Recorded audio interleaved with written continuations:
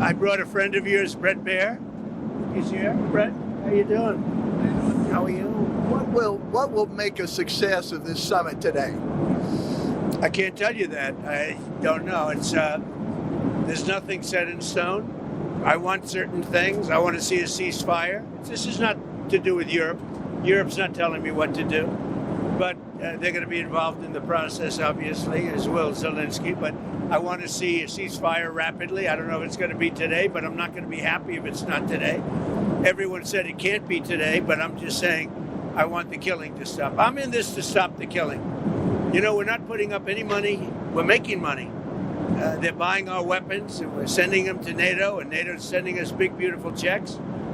But that I don't care about that. I care about it was a big factor when Biden spent $350 billion and got nothing. But what I do care about is they lost last week 7,011 people were lost, almost all soldiers. 36 people in a town which got hit by a missile, but over 7,000 soldiers. It's crazy. Could you describe a little bit, Mr. President, because I know you've had a lot of phone calls with President Putin. What's the difference in a face-to-face, in-person meeting? Look, he's a smart guy, been doing it for a long time, but so have I. Been doing it for a long time. And here we are, we're president. That was much more difficult than what I'm doing today, believe me. So we get along. There's a good respect level on both sides. And I think, something's going to come of it. I noticed he's bringing a lot of business people from Russia. And that's good. I like that because they want to do business, but they're not doing business until we get the war settled. Are you going to talk about business?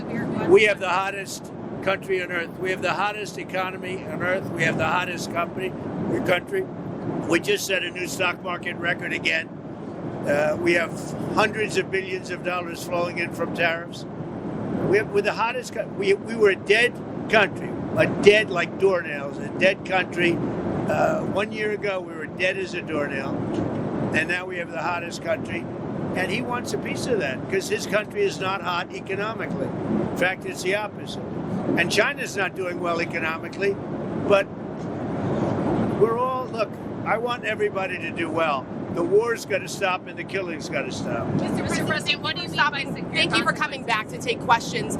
We saw that Russia continued its violence into Ukraine last night, launching even more drones. What did you make of that? I think they're trying to negotiate. He's trying to set a stage. I mean, in his mind, that helps him make a better deal. It actually hurts him.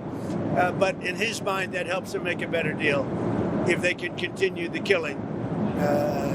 Maybe it's a part of the world. Maybe it's just his fabric, his genes, his genetics. But he thinks that makes him, gives him strength in negotiating. I think it hurts him, but I'll be talking to him about it later. It's on the table for discussions today, Mr. President. Are the territorial swaps on the table? Will you be discussing that? They'll be discussed, but I've got to let Ukraine make that decision. And I think they'll make a proper decision. But I'm not here to negotiate for Ukraine. I'm here to get them at a table. And I think you have two sides. Look, Vladimir Putin wanted to take all of Ukraine. If I wasn't president, he would right now be taking all of Ukraine. But he's not going to do it. Mr. President, what did you mean? Just one thing. What about the possibility of the United States providing security guarantees to Ukraine? Maybe. Along with Europe and other countries. Not in the form of NATO, because that's not going to, there are certain things that aren't going to happen. But, along with Europe, there's a possibility of that. Mr. President, the number of business people that President Putin is bringing along, is that something that you want to discuss with President Putin at this meeting? Yeah, if we make progress, I would discuss it, because that's one of the things that they would like. They'd like to get a piece of what I built in terms of the economy. Just so you know, we were a dead country with our economy. He wouldn't be interested. He wouldn't have been interested a year ago with the Biden economy. But he is interested in the Trump economy because wait till you see when those factories start opening up. We have hundreds of factories all over the country, and that includes auto factories, AI factories, and every other. They're all coming in because they want to beat the tariffs. Because if they open here, they don't have to pay tariffs. If they don't open here, they have to pay, in some cases, 200%, 300%. I haven't even set some of the tariffs yet. I'll be setting tariffs next week and the week after on steel and on, I would say, chips. Mr. President. Chips and semiconductors we'll be setting sometime next week, week after. What are you looking at? What rate? I'm going to have a rate that is going to be lower at the beginning. Then that gives them a chance to come in and build. And very high after a certain period of time. And if they don't build here, they have to pay a very high tariff, which doesn't work, so they'll come and build. Mr. President, hi.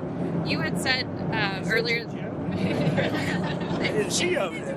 Isn't he a general? He's helping me out. He's a very nice, he's one of the few nice ones, actually. You had said earlier this week that Putin would face severe consequences if you get the sense from him that he's not interested. What do you mean by that? Economically severe. Yes, it will be very severe. I'm not doing this for my health, okay? I don't need it. I'd like to focus on our country, but I'm doing this to save a lot of lives. Yeah, very severe. Thank you very much, everybody.